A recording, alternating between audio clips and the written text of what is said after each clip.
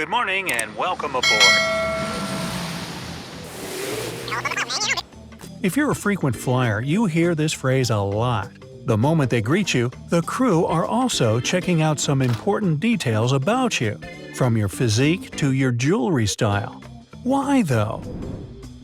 They'll notice if you're their colleague and will be happy to see you. The crew's #1 priority is your safety. They know fellow flight attendants will be the best help in case of an emergency. They know exactly how to deal with it, so they won't panic but help the crew evacuate passengers and provide first aid if necessary. They'll check out your reading material. Just like fellow flight attendants, doctors, nurses, and other medical professionals will be super helpful in case something goes wrong. So, if you're a doctor coming back from a medical conference with a pile of medical leaflets or like to read medical journals aboard, the crew will know about your occupation even if you don't say a word. Your carry-on size matters. You are only allowed this amount of carry-on of a certain maximum size for a reason. An experienced flight attendant will always see if you cheated and persuade you to have your oversized bags relocated to the luggage compartment. Otherwise, they can fall out of the overhead, hurt yourself and other passengers, and block the crucially important aisles. Fitting them under the seats can also clog up the aisles. And even on a perfectly normal flight, loading and offloading a bunch of bags just takes extra time. Your age is a big deal too. The flight crew will always take record of how many unaccompanied minors are traveling today to give them extra attention and care.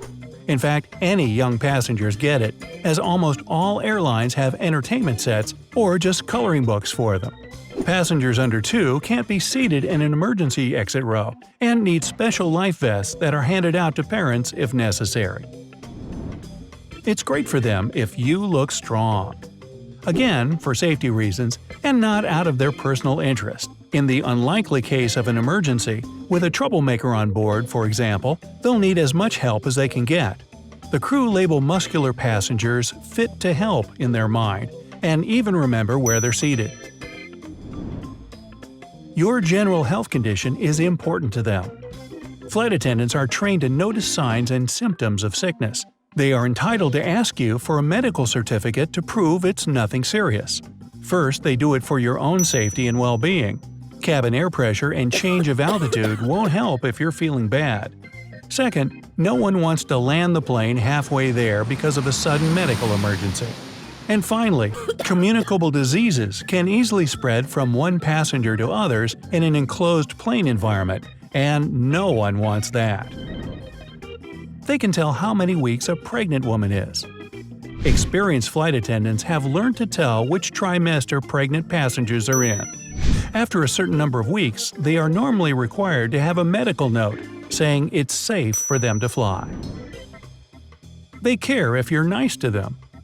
They have to say hello over 100 times per flight, and they really appreciate if you care to say the same back at them once. Add a smile and eye contact, and you can hope for special treatment, including an extra meal or even a class upgrade. They do remember if you're unfriendly. If, for some reason, you can't utter a hello on entering the plane, you're not just demonstrating bad manners. In fact, the crew are testing passengers in this way. The grumpy ones are marked as possibly hostile.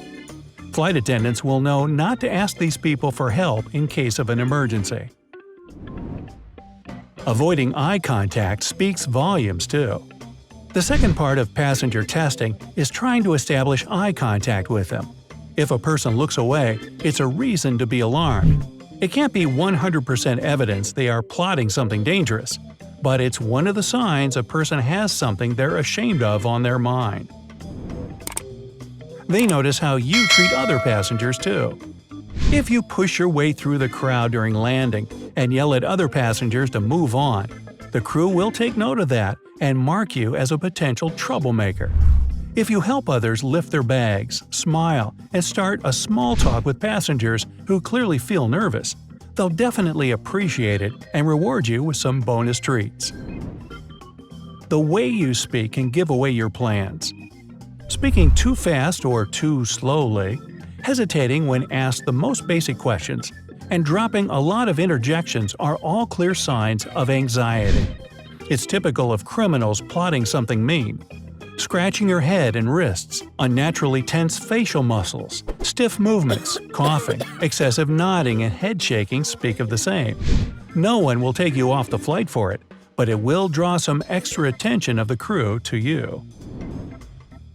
They will know if you're aerophobic.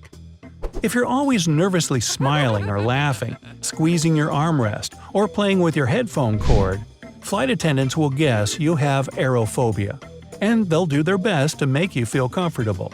They'll try to cheer you up, and if it doesn't work, they'll leave you alone and keep an eye out from the distance to help prevent a starting panic attack.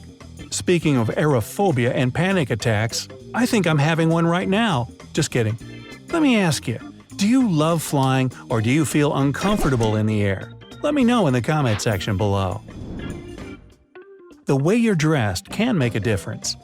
If you are well-dressed and well-groomed, you have higher chances of a class upgrade. It takes some style to travel in business and first, you know. Another reason the crew check out your outfit is to see if anything you're wearing can be an obstacle if you have to leave the plane in an emergency. It's not just stuff that's loose or bulky, but also flammable materials. They care what kind of jewelry you're wearing. It matters just as much as clothing when it comes to safety. Massive earrings or bracelets can slow down evacuation. Who you're boarding with is also important. If you're traveling with your family, but for some reason have seats in different rows, the crew can try to seat you together during boarding. It will make the flight more pleasant for everyone on board. One more important thing here, if the physically fit man they've noticed a few points ago is with his family, the crew will have to look for someone else as a prospective help. A family man will more likely save his dear ones first and not risk his life for other passengers. They have an eye for contraband items. Flight attendants have a sharp eye and can notice if you're trying to smuggle any forbidden items from the duty-free shop and use them during the flight. Some people also smuggle their miniature pets in purses and handbags.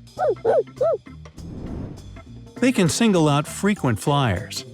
Frequent flyers like to get the special treatment they deserve for their loyalty to the airline.